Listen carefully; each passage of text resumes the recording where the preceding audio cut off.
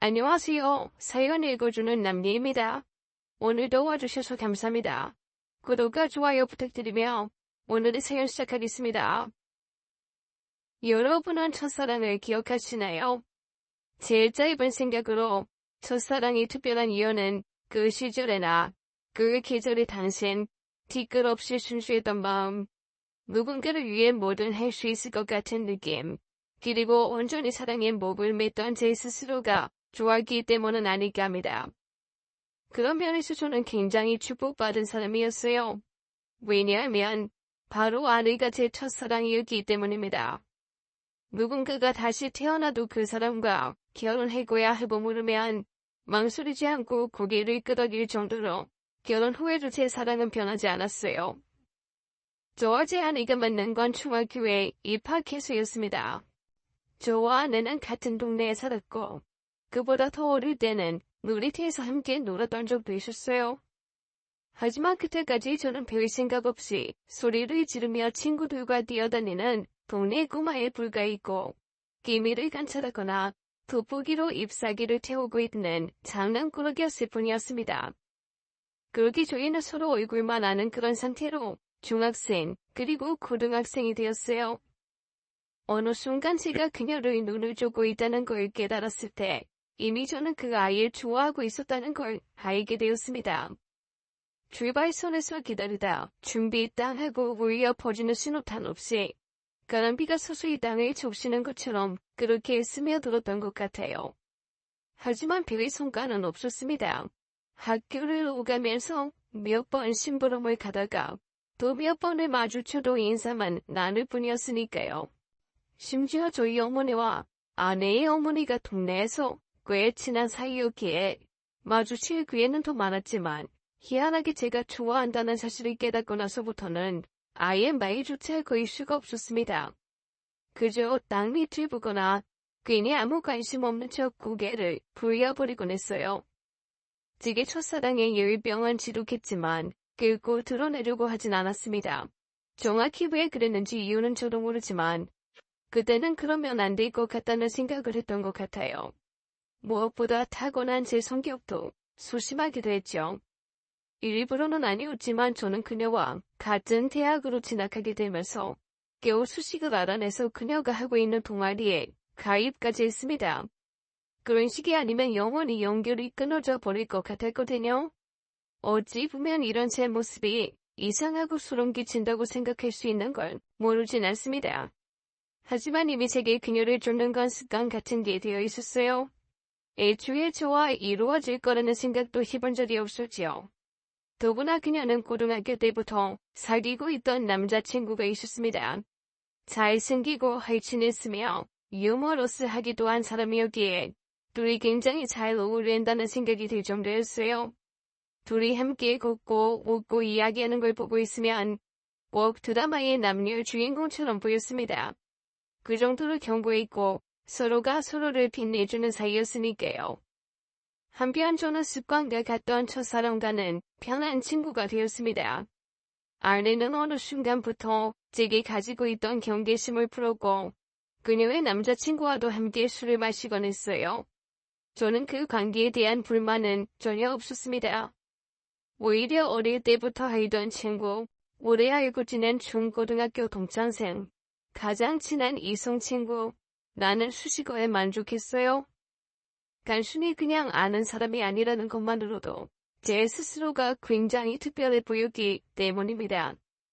다른 분들은 어떨지 몰라도 누군가를 좋아한다는 것 자체만으로도 저 스스로는 점점 좋은 사람이 되었어요. 이를테면 좋게 보이려고 우동생인 그녀처럼 열심히 공부를 했고 적어도 부끄럽지 않은 친구가 되기 위해서 대학 진학 후에도 열심히 취업 준비에 힘을 썼으니까 말입니다. 만약에 그녀를 좋아하지 않았다면 공부에는 흥미가 전혀 없었기에 대학 진학을 애초에 포기하지 않았을까 하는 생각이 들 정도였거든요. 그렇게 저는 좋아하는 감정 하나로 제 스스로를 발전시켜 나갔습니다. 그래서 제게 있어 짝사랑이라는 그렇게 나쁜 것만은 아니었어요. 누군가는 힘이 들어서 혹은 누군가는 너무 아플지도 모를 외로운 사랑이었겠지만 적어도 제게는 그걸 그만둬야 할 필요성을 느끼지 못했던 것 같습니다. 물론 외형적으로 제가 그렇게 최악은 아니었기 때문에 다른 여성들에게 꽤 많은 고백을 받긴 했어요. 그때마다 그냥 사귈까 하는 생각을 하지 않은 것도 아니었죠. 하지만 그때는 그랬어요. 집착, 그런 것보다는 그때 그 상태가 좋았던 거였습니다. 그러던 어느 날 그녀에게 사건이 생기고 말았어요. 나 이제 어떡해? 왜? 무슨 일인데? 우리 부모님 이혼하신대. 뭐?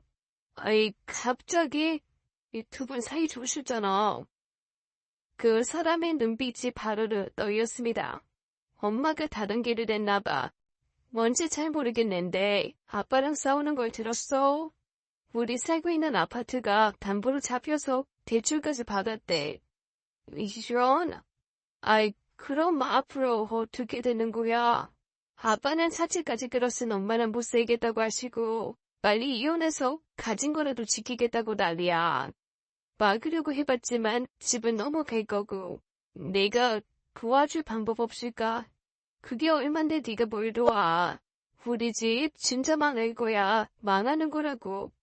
나 학교도 아직 졸업 못했는데 어쩌지?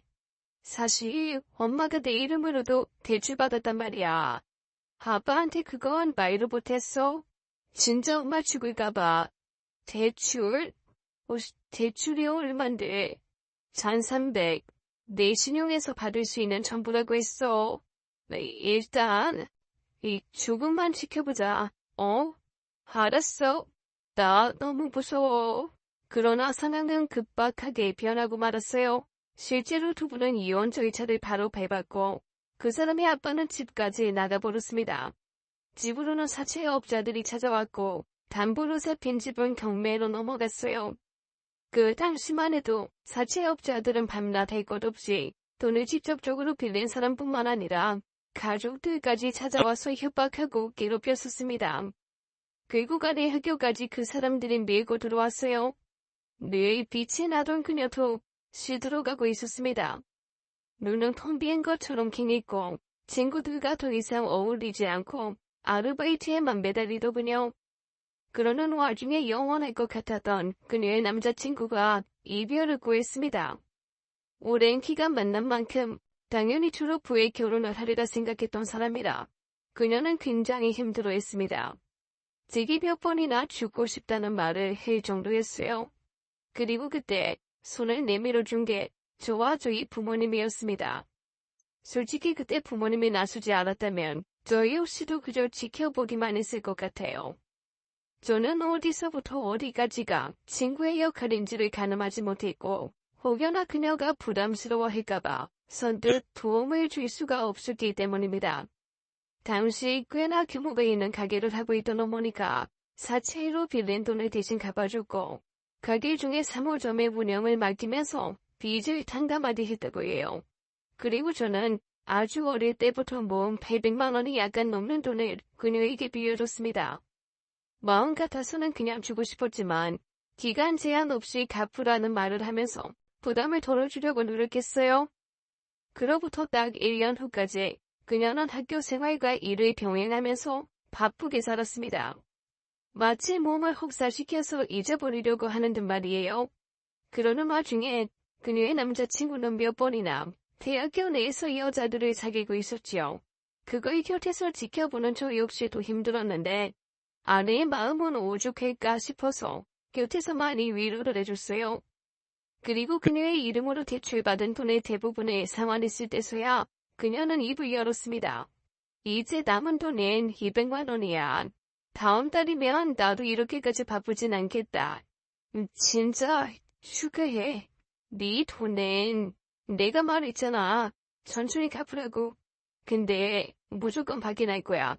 그리고 뭐 시간이 걸려도 상관없어. 어차피 당장 급한 돈도 아니고. 고마워. 너랑 너희 부모님이 우리를 도와줄 줄은 정말 몰랐어. 만약 도와주지 않았다면 난 우리 떠난 아빠도 이 일을 만든 엄마도 평생 원망하면서 살았을 거야. 아니야. 넌 분명 다른 길을 찾아냈을 거야. 그리고 좋은 친구들을 둔 너희 어머니 그리고 너는 그만큼 잘 살아왔다는 거 아니겠냐. 하하. 아내는 제 말에 그 일이 있고 제 앞에서 처음으로 미소를 지어 보였어요. 자기 입으로 좋은 친구라고 하니까 너무 웃겨. 당연하지. 아닌가? 아니야, 맞아. 그 일 터지고 아무도 돕겠다고 하진 않았거든. 야, 갑자기 왜 또 진지해? 돈 때문에 사랑이 변하는 거 정말 웃기지 않니? 아빠도 그 새끼도 결국에는 엄마 그리고 나도 버리고 도망쳐버렸잖아. 결국 딱 한 번 사채업자들을 봤을 뿐인데 말이야. 지금 생각해도 너무 웃겨. 그치? 아이 뭐 그렇지.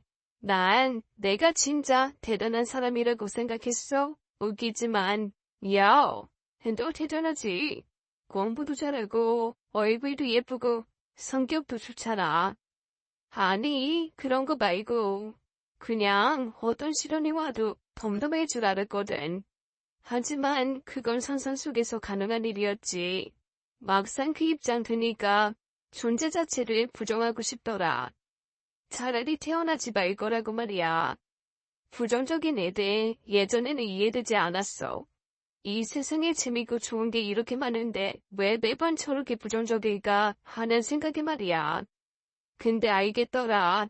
내가 마냥 꽃밭에서 온실 속 하초처럼 자랐기 때문이라는 걸. 즉, 하초가 이렇게 튼튼해. 아르바이트를 3개를 하는 하초 봤어? 그런가? 그래. 너 강해. 내가 봐도 대단할 정도로 강한 사람이야. 고마워. 진짜 고마워. 그 뒤로 모든 게 정상으로 돌아오는 기간이 5년이 걸렸습니다. 정말 대단한 게 짧다면 짧은 그 시간에 그녀의 어머니는 저희 부모님에게 빌린 돈 전부를 갚았고 가게를 내면서 들어간 돈까지 모두 청산했다고 해요. 그리고 아내 역시도 둘과 거의 동시에 취업에 성공했고 제게 빌렸던 돈에 이자까지 붙여서 갚았습니다. 솔직히 말하면 그때는 좀 아쉽긴 했어요. 뭔가 하루라도 빨리 털어버리려고 한 것 같다는 느낌, 기분이 그랬습니다. 하지만 그 뒤에 오는 반응은 제가 상상했던 그 이상의 것이었어요. 사실 난 네가 날 좋아하는 거 알고 있었어. 뭐대지? 뭐? 아이, 그게 아니, 뭐. 저는 너무 당황해서 눈만 깜빡이고 목소리는 제대로 나오지 않았죠.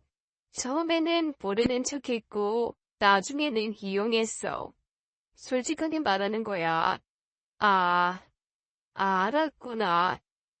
그런데 나는 너 부담 주려거나 알아. 그걸 아니까 내가 야가 빠지게 이용했겠지. 만약 네가 돈 빌려주고 나랑 잘해보려고 그랬다면 난 분명 도망쳤을 거야. 돈도 절대 안 줄 거고. 근데 넌 그러지 않았어. 그냥 내 곁에 맴돌 뿐이었지. 그래서 돈 갚았어? 아, 그렇구나. 그리고 또 하나. 취업하고 3개월 만에 너한테 돈 갚은 이유 또 있어? 돈 문제로 너랑 내 사이가 엮이는 걸 원하지 않기 때문이야. 너랑 나의 시작이 그런 식이 아니었으면 했어. 이제 다 줬으니까 우리 새로 시작해. 그게 무슨 뜻이야? 새로 친구하자고? 너 바보야? 이제 나한테 데이트 신청해도 된다고 말하는 거잖아. 뭐, 아이, 데이트? 미리 말할게. 난 너 이성적으로 본 적은 단 한 번도 없어. 하지만 노력할 거야. 일부러 그럴 필요는 없어. 아니, 이제 세상에 그 누구도 믿지 못해. 돈이면 떠나는 그런 인간들, 난 그 누구도 신뢰할 수 없게 됐어. 그래서 널 택한 거야. 엄마가 그러더라. 세상의 남자는 다 거기서 거기라고. 다 똑같다면 난 너로 할래. 정말? 진심이야? 불타는 그런 사람. 그런 거 기대하지 마. 하지만 절대로 너희 배신은 안 할 거야. 그래, 그러자. 그래, 그러자. 그 말이 나오는데 가슴이 터질 것처럼 심장이 뛰었어요. 날씨는 시원했고 바람도 부는 저녁 9월 13일. 그날 저는 마치 습도가 높은 여름에 땜박질을 한 것처럼 호흡이 고르지 않았습니다. 그렇기 전 무의식 중에 손톱을 물어뜯는 습관 같은 짝사랑을 끝냈어요. 그때의 기억을 떠올리며 저는 세상에서 가장 행복한 사람이었습니다. 저는 지금까지도 모든 걸 기억하고 있어요. 그녀와의 첫 데이트, 영화, 분위기, 날씨, 대화, 그 모든 게 소름 끼치게 생생했습니다. 그 이유는 그게 꿈인가 싶어서 계속 생각하고 또 생각했기 때문이었어요. 정말이지 단 한 번도 상상해보지 못했던 일이 제 앞에 펼쳐졌고 앞으로는 무슨 일이든 다 할 수 있을 것 같은 자신감까지 생겼죠. 전 정말 연애를 하면서 최선을 다했어요. 그리고 그와 동시에 미래까지도 보고 있었습니다. 만약에 결혼을 한다면 하는 가정을 잇고 그 사람을 행복하게 해주겠다는 일념 하나로 일도 게을리하지 않았어요. 거의 잠을 못 잤지만 혼자 가만히 있다가도 삐죽거리면서 웃음이 새어나올 정도로 저는 행복했고 더 행복한 사람이 되었습니다. 그렇게 연애 2년 만에 저희는 결혼까지 하게 되었어요. 물론 문제가 없었던 건 아니었습니다. 두 가지가 있었는데 일단 그 2년 동안의 연애는 아내는 제게 단 한 번도 사랑한다는 말을 해주지 않았거든요. 저 스스로는 그게 문제라고 생각하진 않았지만 일반적인 관점에서는 그럴 수도 있었죠. 솔직히 저는 상관없었어요. 사랑의 크기가 모두 같을 수 없다면 제가 더 사랑하면 그뿐이라는 생각을 했기 때문입니다. 하지만 바로 그 다음은 확실히 문제가 있었어요. 우연히 보게 된 아내의 지갑 속 구석에서 오래전에 헤어진 아내의 첫사랑과 찍은 사진이 발견되었기 때문입니다. 얼마나 자주 오랫동안 꺼내봤는지 다 읽고 달아버린 사진 속의 두 커플은 예전에 그때처럼 완벽했네요. 실은 저 역시도 내색은 하지 않았지만 알고 있었습니다. 이따간 그 남자친구를 들먹이면서 욕을 하거나 배신자라고 화를 낼 때도 그 사람을 그리워하고 있다는 걸 말이에요. 무엇보다 저를 택한 이유가 자신을 배신하지 않을 것 같아서가 가장 큰 이유가 되었다는 것도 압니다. 결혼할 때조차도 평생 사랑하겠다가 아니라 평생 노력하겠다라는 말을 하던 아내. 그럼에도 불구하고 저는 자신이 있었어요. 저는 그보다 더 먼 미래를 내다봤죠. 노력하고 또 노력하다 보면 사랑은 아니어도 당신이랑 만나길 참 잘했어. 라는 말을 아내가 진심으로 생각할 거라고요. 이 설거지 하려고. 됐어. 너 앉아서 좀 쉬어. 내가 할 거야. 뭐? 너도 야근해서 힘들잖아. 이 정도는 나도 할 수 있어. 아니, 그냥 쉬어. 내가 목욕물 받아줄 테니까 한식 요리로 넣든가. 그래, 알았어. 아, 맞다. 명절에 시부모님 댁에 가는 거 말이야. 우리 집? 됐어. 내가 잘 둘러댈 테니까 그냥 친정에 가 있어. 거기서 좀 쉬고 있으면 내가 이틀 안에 데리러 갈게. 알았지? 그래도 나도 인사드리고 싶은데 결혼하고 첫 명절인데 우리 집은 부모님 두 분이고 동생도 있고 가족이 많잖아. 근데 너희 집은 어머니 혼자고 장모님 가게도 쉬는 김에 그래 여행 가면 되겠다. 내 카드 줄 테니까 온천이라도 다녀오는 거 어때? 마사지도 좀 받고 장모님 좋아하시겠다. 뭐? 정말 그래도 되는 거야? 내가 빈말해? 내가 엄마랑 아빠는 꽉 잡고 있잖아. 그러니까 걱정하지도 말고 편하게 쉬다가 와. 모처럼 너도 생각 없이 쉬면 더 좋고. 내 말 이해하지? 고마워 진짜. 제가 잘하는 것들을 나열하면 기다리는 것, 최선을 다하는 것, 그리고 기대하고 실망하지 않는 거였습니다. 그저 묵묵하게 제가 지금 당장 할 수 있는 일을 했고 시간이 걸리더라도 언젠가는 아내가 저를 사랑해 줄 거라 믿어 의심치 않았어요. 하지만 아내는 결혼 후에 좀처럼 더 마음을 잡지 못했습니다. 시간이 가면 해결해 줄 거라고 생각했던 건 오산이었어요. 종종 술을 마실 때마다 자신의 첫사랑에 관한 이야기를 했습니다. 사실 한두 번이 아니라서 그게 신경 쓰진 않았지만 오히려 결혼 후에 더 심해진 것 때문에 걱정이었어요. 물론 이런 일이 있을 때마다 마음을 다잡고 더욱 잘하려고 노력했죠. 다행히 결혼 초반에 회사를 그만두고 부모님의 도움을 받아서 시작한 사업이 자리를 잡기 시작했고, 결혼 3년 정도가 지났을 때는 아내가 더 이상 일을 할 필요도 없어졌을 정도로 꽤 많은 수입을 벌어들이기 시작했어요. 그래서 저는 조금이라도 아내가 편안한 마음을 가질 수 있게 노력했습니다. 아무래도 아내의 상처가 돈에서 비롯된 것이기 때문에 여유로운 생활을 하다 보면 괜찮아질 거라고 믿었거든요. 해마다 장모님과 해외여행에 갈 수 있도록 배려했고, 돈을 어디에 쓰는지 묻지 않고 오로지 자유에 맡겼습니다. 그리고 드디어 저희에게도 축복처럼 아이가 생겼어요. 그런데 정작 아내는 그렇게 기뻐하진 않았습니다. 놀라고 당황하는 마음이 더 컸던 것 같아요. 나 아이를 잘 키워낼 자신이 없어. 내가 잘할 수 있을까? 그럼. 그리고 힘들면 사람을 써도 되니까 말만 해. 알았지? 그런 뜻이 아니야. 아니야. 처음이라 놀라서 그래. 놀라서. 그랬구나. 그래 알았어. 어쨌든 내가 도울게. 내일 너한테는 내가 고마운 거 알지? 너희 정말 좋아해. 알지. 오늘도 기원책에 이 일을 하러 가볼까? 3년 동안의 변화에서 아내의 최대 감정은 좋아한다는 말이었습니다. 이 부분에서 이해가 되지 않는 분들이 많을 것 같아요.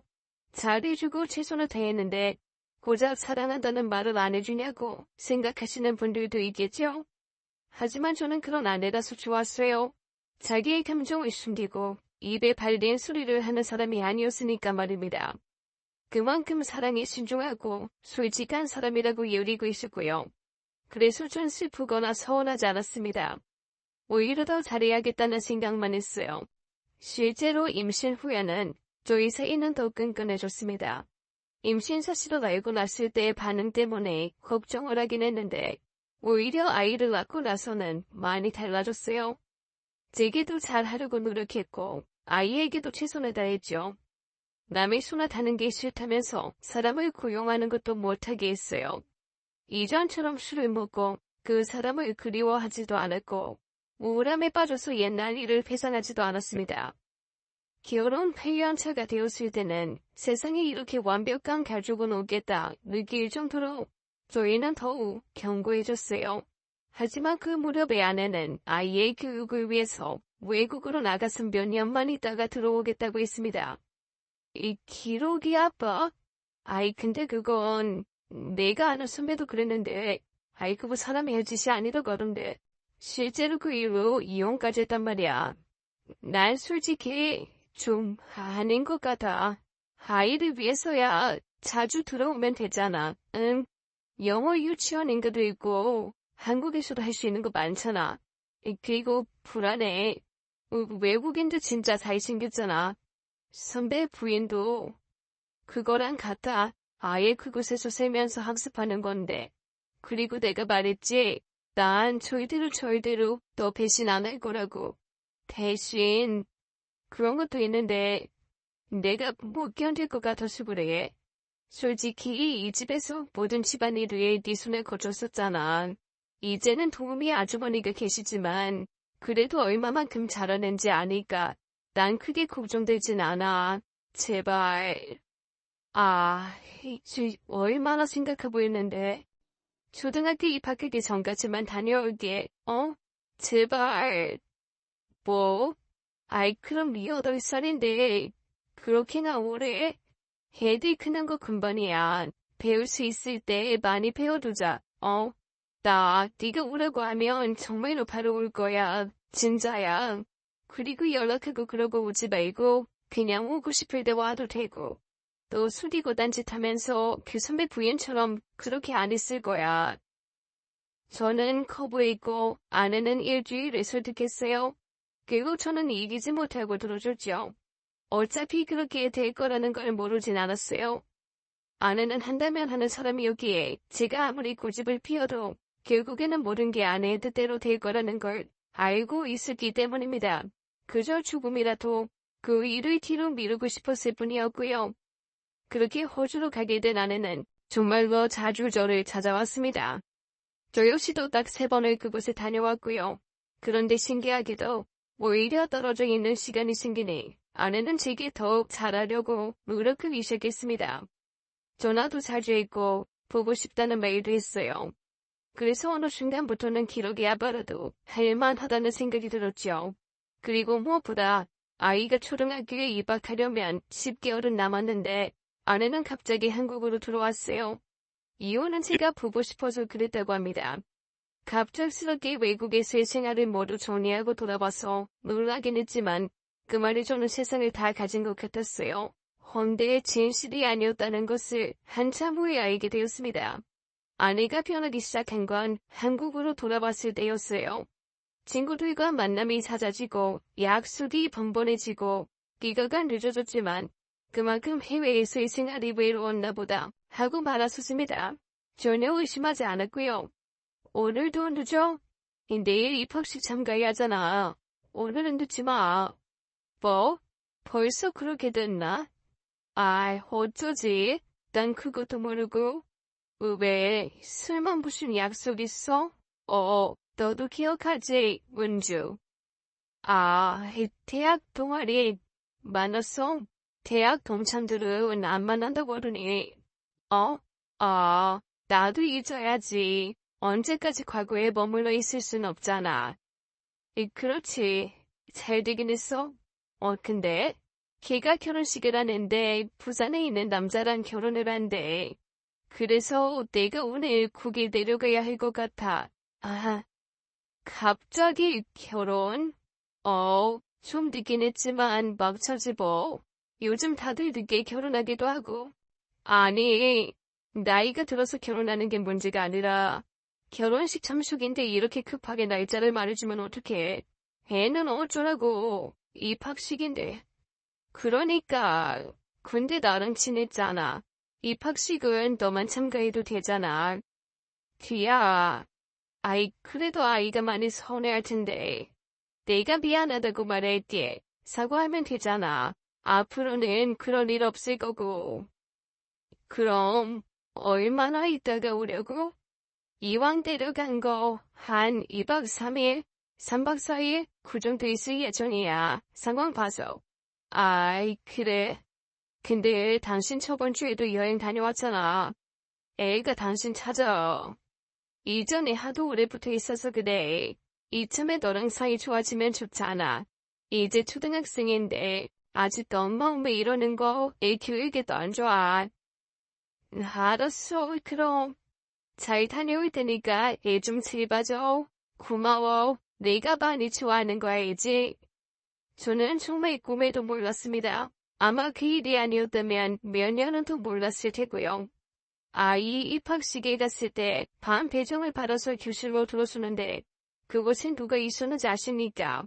바로 아내가 만나러 간다던 친구였습니다. 저는 너무 놀라고 당황스럽고 어이가 없었지만 서로 알아보고 인사도 하고 그랬어요. 일단 같은 동아리였기에 은주와 저는 서로를 어렵지 않게 알아봤습니다. 그런데 슬쩍 물어보니 아내와는 연락조차 하지 않았다고 하더군요. 심지어 결혼은 저희보다 훨씬 빨리 해서 이번에 초등학교 입학하는 아이가 둘째라는 말도 했습니다. 이 일로 아내가 제게 거짓말을 했다는 건 확실했어요. 문제는 도대체 누구와 부산을 갔는가 하는 거죠. 그래서 조금 치사할지 몰라도 아내에게 좀 카드 내역을 뒤지기 시작했어요. 정확히 한국으로 돌아온 시점의 10개월 전의 내용만 줄줄 뽑아봤습니다. 그런데 별다른 특이사항은 없었어요. 백화점에서의 쇼핑 목록이나 호텔 결제 내역이 전부였습니다. 한국으로 들어와 아내가 굉장히 많이 여행을 다녔기 때문에 별다른 의심할 대목은 없었네요. 그런데 눈에 띄는 게 여행 바로 전날에 산 쇼핑 목록이었습니다. 그도 그렇게 1,800여만 원이었거든요. 백화점의 이름과 매장이 고스란히 표기가 되어 있었기에 업무를 빨리 끝내고 방문을 했습니다. 그래서 영수증을 보여주니 뭘 샀는지 보여주더군요. 혹시나 했지만 역시나 남자식이었죠. 늘 언제나 제게는 솔직했던 아내였기에 충격이 더욱 컸어요. 특히나 갑자기 한국으로 돌아온 뒤부터 여행이며 방문이며 모임에 참석하는 것도 뭔가 이상하던 차였으니까 말입니다. 제가 떠올린 건 호주에 있을 땐 누군가를 만났을지도 모른다는 거였어요. 누구나 이런 일이 생기면 상상을 하기 마련이죠. 저도 이렇게 생각했어요. 제가 모르는 사이에 누군가를 만났고 한국인일 가능성이 크며 그 사람을 따라서 한국으로 들어왔다면 모든 게 앞뒤가 맞아떨어졌습니다. 결혼할 때 절대로 저를 배신하지 않겠다는 아내의 말이 갑자기 떠올라서 저는 백화점 화장실에서 아이처럼 소리내며 울고 말았어요. 일은 손에 잡히지 않았고 시간이 흘러서 아내가 부산에서 돌아왔지만 저는 아무 말도 못하고 있었습니다. 놔줘볼까? 추궁을 할까? 이런 생각이 하루에 수백 번도 더 들었지만 그러지 못했어요. 이대로 끝나는 게 저는 더 두려웠죠. 저를 바보라고 욕해도 어쩔 수 없었어요. 그저 제가 한 일은 얼른 그 사람과 끝이 나서 이전처럼 돌아오길 기도한 거였습니다. 하지만 아내의 바람은 굉장히 오랜 시간 멈추지 않았어요. 그리고 제가 말을 꺼내기 전에 아내의 입에서 더 먼저 이야기가 나왔습니다. 나랑 이혼해줘. 지금 뭐라고 그랬어? 이혼이라고 했어? 이미 눈치채고 있는 거 알아. 너 표정이 그래. 거짓말 같은 거 못하는 그런 사람이잖아. 맞지? 그래서 기다렸어. 그런데 내가 못 기다리겠어 이제. 그냥 다시 제자리로 돌아와. 이제 둘만의 문제 아니야. 우리 아이는 어쩌고. 너 한 아이 엄마고 내 아내야. 그러니까 노력 안 해본 거 아니잖아. 그건 너도 알잖아. 나 노력했어. 하지만 너라는 사람 그런 거 마음이 그렇지가 않아. 물론 네가 좋은 사람이라는 것도 알아. 하지만 내 마음에는 늘 그 사람이 있었어. 이건 운명이고 사랑이라고. 정말 미안해. 사랑? 그래, 그렇지. 넌 나한테 사랑한다는 말은 안 했지. 그 사람이 누군데? 아이랑 날 버릴 정도로 대단한 사람이야? 너도 알 거야. 내 첫사랑. 널 버렸던 그 인간. 맞아. 원망했고 미워했어. 내가 가장 힘들 때 버렸으니까. 하지만 그 감정도 결국에는 사랑이더라. 나한텐 그랬어. 그래서 아이까지 버리겠다고? 그러게 내가 처음부터 자신 없다고 했잖아. 아이 키우는 거. 점점 덜 닮아가는 그 아이를 보면서 나 나름대로 최선을 다했어. 사랑도 주고 정도 주고 함께 살면 괜찮아질 거라고 생각했다고. 근데 아니었어. 나 그 아이를 사랑하지 않아. 내 마음은 하나야. 너 정말 미쳤구나. 날 놔줘. 나 미친 거 맞아. 너도 날 사랑했으니 알 거 아니야. 내가 다른 사람 사랑하는 거 알면서도 내 곁에 있었어 너. 나 역시 너랑 크게 다르지 않아. 외국에 나가 있을 때 만났어? 우연히 길을 걷다가 말이야. 그 넓은 곳에서 우리가 만났다고. 그래서 운명이었다는 말이야. 남자들은 첫사랑을 가슴에 묻는다지. 여자들은 기억에 묻고. 근데 난 애초에 붙지도 않았던 거야. 보는 순간 알았어. 내가 그 사람 내내 그리워했다는 거. 네가 나한테 어떻게 이래. 너한테는 참 미안해. 너한테는 참 많은 감정이 있어. 고맙고 미안하고 좋은 사람. 미안하지만 딱 거기까지야. 그게 전부야. 저도 그때는 화가 나서 소리도 지르지 못하고 제 머리를 손으로 잡았어요. 왜냐하면 작은 방에서 아이가 자고 있었기 때문이었죠. 아내의 덤덤한 표정과 감정 없는 그 눈빛이 저를 미치게 만들었습니다. 아내는 마치 국어책을 읽듯이 미안하다는 말만 반복했어요. 넌 유치 배우자야. 나한테 이혼해달라고 할 권리 없어. 왜? 껍데기만 안고 있기에. 상관없어. 우린 법적인 걸로도 받을 수 없으니까. 너 정말 이럴 거야. 결혼이 뭔데 우리만 문제야. 장모님 우리 엄마 친구 사이야. 더구나 가게도 벌 만큼 벌었어. 엄마도 얘 시절 때 되셨고 나도 다 생각해보고 내린 결혼이야. 재산분할도 필요 없고 양육권도 너시. 난 아이 안 봐도 되니까. 그리고 양육비, 그것도 내가 보낼 거야. 그 정도는 그 사람이 해주겠다고 하더라고. 괜찮겠지? 괜찮겠냐고. 너 지금 너무 gem정적이야. 너희 엄마야. 전혀 없다고 했잖아. 사랑하지도 않는 사람의 아이인데 내가 그런 게 있어야 해. 내 마음을 쉽게 움직이지 않아. 하물며 강아지 한 마리를 입양해도 내 새끼처럼 키우는데 너란 여자는 대체. 그래 알았어. 이완해줄게. 되냐? 너를 잡아서 안쳐도 내 아이도 나도 전혀 행복하지가 않겠어? 정말? 정말? 역시 넌 진짜 좋은 사람이야. 정말 고마워. 아내는 정말 콧노래까지 흥얼거리며 짐을 싸기 시작했고 커다란 트렁크 2개를 끌고 나갔습니다.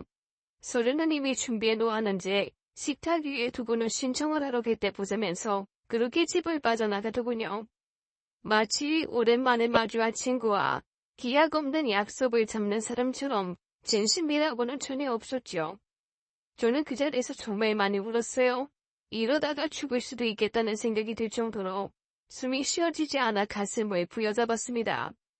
머리는 멍이 있고 한참을 울다가 아파트 난간의 베란다를 봤어요. 뛰어내리면 편해질까 하는 생각이 순간 들었습니다. 홀린 듯 비틀거리며 그곳으로 향하던 저는 아이를 떠올리고 걸음을 멈췄어요. 그리고 난간에서 멀리 떨어져서 주저앉았죠. 사실 저는 고소공포증이 있는 사람이에요. 그것도 남들이 무섭다고 하는 수준의 이상으로 두려움이 컸습니다. 제가 올라가는 것도 어지럽고 무서웠지만 심지어 남들이 올라가 있는 것도 두려웠을 정도의 중증이었는데 희한하게도 그 순간은 그렇지 않았어요. 그 부분이 더 소름이 쫙 끼쳤습니다. 사람들은 실제로 이렇게 자살을 하는구나 하는 생각이 들었거든요. 죽겠다, 죽고 싶다라는 말을 하다가 죽는 게 아니라 그냥 순간적으로 선택을 하고 진짜 끝이 나버렸을지도 모르겠다. 라는 느낌이었죠. 그리고 또 하나 든 생각은 높은 곳에서 떨어져 죽을 운명이라서 그곳을 무서워했던 건 아니었을까 하는 잡생각이었어요. 어쨌든 저는 충동을 버텼고 그렇게 딱 하루를 슬퍼하다가 마음을 내려놨습니다. 하지만 일이 거기서 끝이 나진 않았어요. 이혼이라는 말에 온 가족들이 출동을 했고 나중에는 장모님도 집으로 오셨네요. 그 일에 대한 것을 알린 건 뉴스에 제가 아니라 아내였죠. 저희 부모님의 경우는 그간에 꽤 많은 배려를 해주셨던 걸 모르지 않았기에 화를 내는 게 이해가 됐어요. 어머니도 큰 배신감이 드셨는지 장모님에게 전화로 한바탕 퍼부었고 계약까지도 파기하겠다는 강수를 드셨습니다. 둘도 없는 친구 사이였던 두 분 사이에서 고성이 오겠고 결국 장모님은 저희 집까지 오셨어요. 전날에는 제게 미안하다고 했고 아내를 용서해달라고 비셨습니다. 하지만 그 다음에 오실 때는 아내가 제 아이를 낳아줬고 그간 재산의 기여한 정도는 줘야 한다고 목이 쓰이기 시작하더군요. 당연히 저는 그간 아내가 쓴 카드 내역을 읊었고 장모님은 마지막에 자존심이라도 챙겨가시려는지 제게 악담을 퍼붓기 시작했습니다. 자네가 그러니까 내 딸이 마음을 못 잡지. 그거 아나? 우리 딸 채우날 그 남자쪽 집안도 여기 못지않어. 참나. 이깍하기 몇 개 하고 작은 충소기업 하나 굴린다고 감히 우릴 무시하고 욕하고 손가락질해? 정말 애미나 아들이나? 그런 분이 왜 재산 분할을 구걸하러 오셨어요? 저희 가게살이 생각보다 권리금 비싸서 엄두가 안 나셔서 그런 거 아닙니까? 구걸? 마땅히 나는 내 딸이 받아야 할 걸 못 받아서 온 거야. 애가 마음이 약해서 한 푼도 안 받겠다고 한 것 같은데 나는 그걸 못 봐. 이 집에서 걔가 얼마나 고생했는데, 그 돈은 무슨 고생이요? 결혼한 이후로 아내는 명절에도 저희 집 한 번 안 갔고 이제까지 어쩔 수 없이 집안이란 건 손에 꼽을 정도예요. 아이를 돌본 거, 그건 저도 인정합니다. 그 부분에 대해서는 적당한 돈을 줄 생각이었고요. 당연히 줘야지. 당연한 건 아니죠. 제가 바보로 보이세요? 아내는 오히려 위자료를 제게 줘야 할 유책 배우자고요. 전 줘야 할 이유도 없습니다. 그런데 제가 아이를 낳아준 그 대가를 주는 거예요. 아내가 저를 생각하는 것만큼 저도 이제 아내를 사랑하는 사람이 아니라 대리모, 그쯤으로 생각하려고요. 대리모? 장모님은 부들거리면서 떨다가 저를 때리려고 손을 들어 올리셨고 저는 그 손을 거칠게 내렸어요. 이럴 자격 없으세요. 한 번 더 찾아와서 그러시면 돈이고 뭐고 아무것도 촉선하지 않을 생각이니 알아서 구석에 처박혀 있으세요. 자네 원래 이런 사람이었나? 왜요? 호구 같은 사위가 화내는 거 처음 보세요? 전 화를 못 낸 게 아니라 화를 안 낸 거예요. 제가 아직도 바보 같으세요? 그저 아내를 사랑했기에 그렇게 살았던 거지. 제 성격이 원래 그랬다면 사업을 못 일으켰어요. 아세요? 나 참 기가 막혀서. 이러니까 내 딸이 두만을 가지. 두만이 아니고 바람이요. 나가세요 당장. 이혼이라는 게 이런 건지 몰랐어요. 보통의 이혼 가정을 드라마에서 보면 슬퍼하고 힘들어하지만 결국에는 깔끔하게 끝나는 건 줄 알았기 때문입니다. 물론 사람마다 상황마다 다르겠지만 저희의 이혼은 시간이 갈수록 어렵지만 했어요. 이런저런 관계가 얽혀 있었고 아무것도 필요 없다던 아내도 갑자기 돈을 요구하기 시작했기 때문입니다. 빨리 저와의 관계를 정리하고 싶다고 하던 아내는 아이의 양육권까지 포기 안 할 것 같이 말을 꺼내기도 했네요. 반면 이혼에 대해서 계속 고민했던 저는 이전과는 달리 마음이 조급해졌습니다. 이런 식으로 계속 싸움이 오가고 말다툼을 하다가는 아이에게 주지 않은 영향을 줄 것 같았어요. 그래서 이왕에 해야 할 이혼이라면 하루라도 빨리 끝내고 싶었습니다.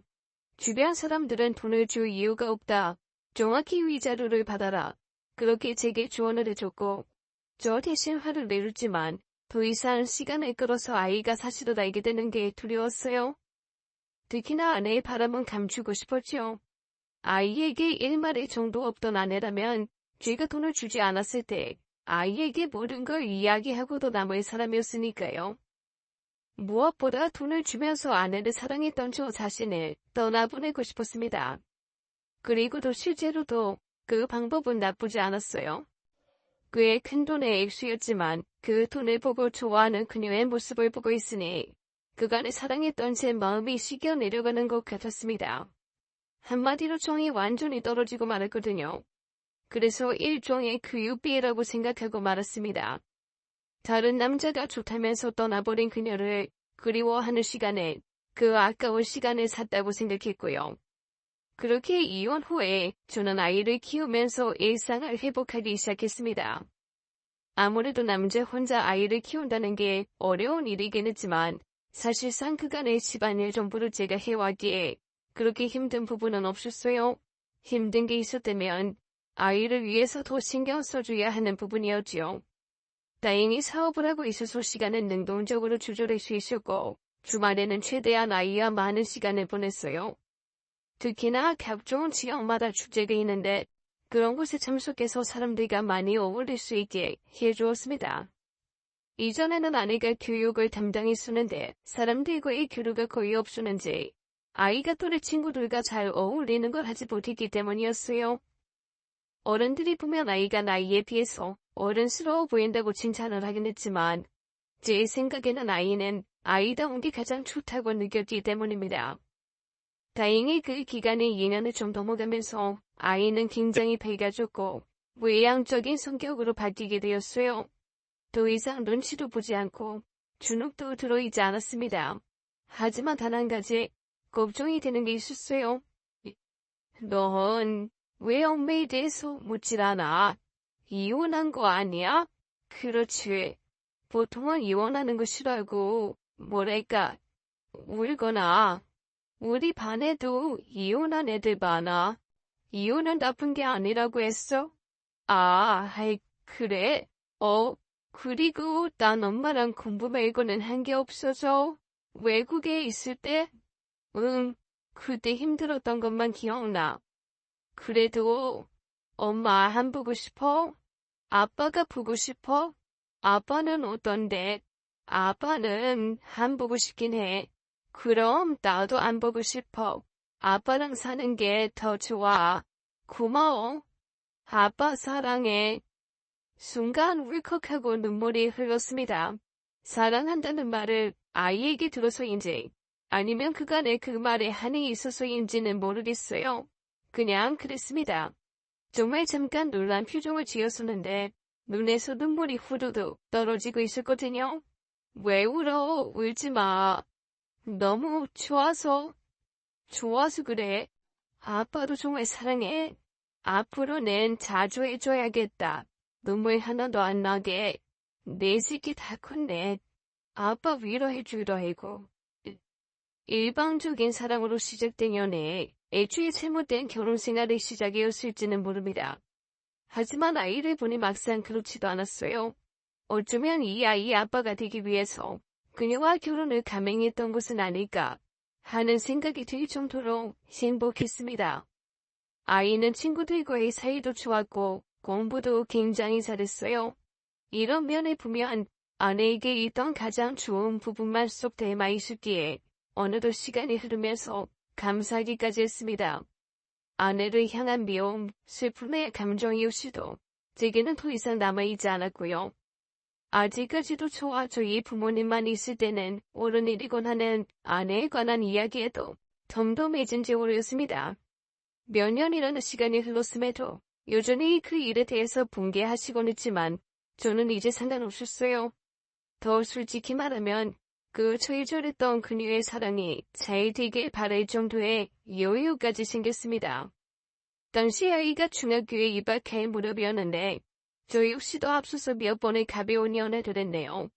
처음에는 어머니의 권유였지만 그 후에는 자연스럽게 만남이 이루어진 거였죠. 하지만 저는 성공하지 못했어요. 나이가 들어 하는 연애가 생각보다 어려웠고 드라마처럼 나쁜 사람이 되고 좋은 사람과 결혼하는 스토리는 제게 주어지진 않았습니다. 하지만 이 만남으로 인해서 깨닫게 된 것은 많았어요. 일단 아내가 정말 좋은 사람이 아니었다는 것과 제가 정말 바보 같았다는 거였죠. 그리고 바로 몇 달 전에 일이 생기게 되었어요. 아내가 저를 찾아온 거였습니다. 사무실 건물에서 나와서 회식을 하러 가던 그날 저녁, 저는 200m 정도 떨어진 곳에 서 있는 아내를 한눈 알아봤어요. 저를 빤히 서서 보고 있었죠. 머릿속으로는 왜 온 거이다 하는 궁금증이 일었지만 그냥 못 본 척 뒤로 돌아섰어요. 그런데 아내가 저를 바짝 쫓아와서 제 팔을 잡았습니다. 이야기 좀 하자고 부탁을 했고요. 화려한 차림새를 하고 있었지만 얼굴이 굉장히 수척해 보였습니다. 그리고 눈빛이 이전과는 달랐어요. 사랑을 찾아가겠다면서 눈을 반짝이던 했었지. 이 역시도 과거형이고 그리고 나 여자 꽤 만났어. 다만 결혼까지는 못 간 거지. 널 못 잊어서 안 만난 게 아니라고. 나만한 여자가 없었겠지. 자신감 참 대단하다. 아, 너 같은 여자가 없긴 하더라. 소문에 혼자 피해자인 척 세상이 우울함을 다지고 있는 너 같은 여자 흔하지 않더라. 다들 자기 일에 열정적이고 스스로 자립할 수 있고 그런 여자들만 있더라고. 그래서 내가 그걸로 깨달았잖아. 넌 정말로 별거 아닌 여자였다는 거 말이야. 잠깐 그만해. 돌아온다고. 그냥 가. 나야, 나 잊었어? 진심으로 하는 말 아니잖아. 나 상처 주려고 그러는 거잖아. 왜 돌아오는데? 이제 알았어. 내가 널 사랑하고 있다는 걸. 사랑? 이 말 듣고 싶었지. 나 몰랐었어. 가까이 있을 때는 몰랐다고. 널 사랑해. 정말 진심으로 사랑하게 됐어. 앞으로는 더 사랑할 거고. 그래서 멀어지니까 알게 되었다는 말을 하는 거야. 그래. 그러니까 우리 다시 시작해보자. 내가 왜 돌아오려고 하는지 이유를 추측해볼까? 그 남자가 사업이 망했거나 혹은 집안이 망했거나 아니면 사기꾼이거나. 아니야. 그런 거 아니야. 나 잘 살았어. 진짜야. 근데 자꾸만 당신이 그립고 보고 싶었고 아이도 그렇고. 야, 거짓말하지 마. 그거 옷 나랑 백화점에서 산 옷이지. 그리고 그 시계도 우리 엄마가 선물해준 거고. 지금 너 굉장히 애쓰고 최대한 비싼 것만 몸에 두르고 온 것 같은데 다 티가 나. 뭐? 뭐가 티가 난다는 거야? 너 고생 많이 했나 봐. 얼굴이 아주 폭삭도 익었네. 아내는 황급히 자신의 얼굴을 가리더니 거울로 자신을 살폈습니다. 세월이 흘렀으니까 그런 거지. 사랑이란 지치기를 못 숨기는 것처럼 가난도 숨기지 못해. 그래서 돌아오려고 하는 거잖아. 사랑한다는 말까지 하면서. 내 진심을 왜 몰라줘? 네 보세요. 내 진심도 좀 알아주세요. 난 평생을 죽어라 노력했어. 너한테 잘 보이려고. 그래서 운동도 엄청 열심히 했잖아 매일같이. 그래서 지금 내 나이에도 너보다 훨씬 좋은 능력이 있고 어리고 그런 여자들이랑 만나고 있어. 내가 왜 너를 택할 거라고 생각해? 나의 엄마야. 애도 꼴 보기 싫다고 했잖아. 권리는 있어. 나도 아이 볼 권리 있다고. 법적으로도. 웃긴다. 목적을 지키니까 이제 아이를 끌고 넘어지네. 애 많이 컸어. 그래서 나도 좀처럼 너한테 돈 주고 아이 지킬 생각 없고. 해봐. 저는 자리에서 일어나서 시익 웃었어요. 소송할 돈은 있냐? 사랑이 치고라더니 돈 때문에 사랑도 변하나 봐. 네, 그 대단한 사랑 정말 경고한곡했네요. 좀 불쌍하다. 저는 뒤에서 꽥 소리치는 아내를 뒤로하고 집으로 돌아왔습니다. 그리고 그로부터 일주일, 열흘 정도 뒤에 이번에는 부모님 쪽으로 장모님이 찾아왔다는 소식을 들었어요. 무릎을 꿇고 빌면서 자신을 도와달라고 했답니다. 거의 밥도 못 먹은 사람 꼴이었고 심한 악취까지 풍겼다고 하더군요. 그리고 자세한 내막도 들을 수 있었습니다. 그 첫사랑인 그 인간이 정말 사기꾼이었다더군요. 특히나 유부녀를 대상으로 혼인 빈작하는 및 사기죄로 이미 여러 사건의 피해자로 지목되어 있었답니다. 여자들의 돈을 뜯어 이곳에서 쓰고 다시 그 여자 돈을 뜯어 다른 쪽에다가 쓰면서 부자 행세를 했고 달콤한 미래를 속삭이며 이혼을 시키고 위자료를 받아 쟁기는 수법을 쓴 모양이었어요. 헌데 이미 법적으로는 25살이라는 어린 나이에 결혼한 한 유부남이 있었고 아이도 셋이나 있는 남자였던 겁니다. 더구나 아내가 운명이라면서 해외에서 다시 만나게 된 것 역시 연출되었고 의도적이었다고 했죠. 이를 알게 되었던 건 저와 이혼 후 그 첫사랑과 만난 지 2년이란 시간이 흘렀을 때였답니다. 이미 제가 준 돈을 사업에 투자한다는 명목으로 가져간 상태로 도망을 쳤고 거의 1년 후에 경찰에 잡혔을 때는 이미 돈은 공중 분해된 거였어요. 그래도 어떻게든 버텨볼 거라고 그간 모아놨던 돈으로 어머니와 장사를 시작했지만 반짝 잘 되다가 망하고 말았던 거였습니다. 사랑, 그것 때문에 모든 걸 버리고 떠났으면서 저를 사랑한다며 다시 돌아오려는 아내는 현재까지도 제 주변을 어일쩡거리고 있어요. 물론 받아줄 생각은 전혀 없습니다. 어디선가 그런 말을 하더군요.